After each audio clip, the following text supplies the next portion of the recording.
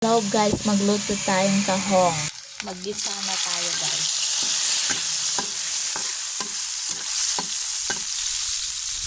Lagyan na natin yung kamatis. Ang talungan na. Halo-haloin natin guys. Lagyan ng konting kape. Lalagay na natin yung tahong guys. Ayan, sakto. Lalagay tayo ng tubig.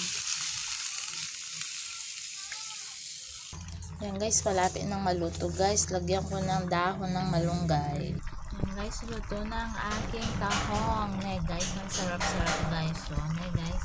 Hello guys, mga tamong tamales sa manyaman. Ne guys, so kanyaman na ne guys. Manibat atak maging tamales na guys. Ne kanyaman. Bala mo mamang kang palabok. Asali kaya pala yun, kaya tamagta ko, kaya ni mong kaya kanya.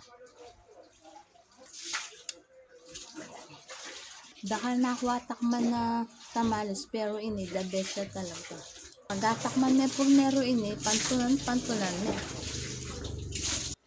Hining maputi na yun kahit talayang toppings, manyaman yun. Lakos na yun tingnan toppings, ay, kanyaman na. Basta nga sabi ko mo Kenny, sobra kanyaman.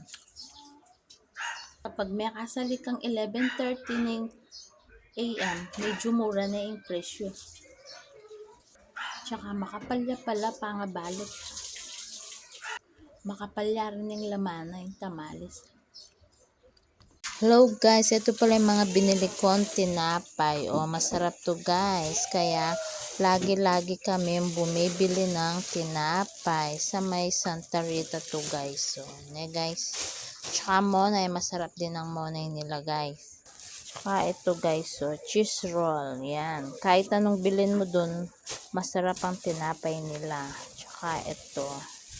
Yan, masasarap sila guys. Bili ko pala yan sa may Santa Rita, dun sa malapit sa tulay guys. Ne guys, ayan guys. Guys! Ato. Yummy!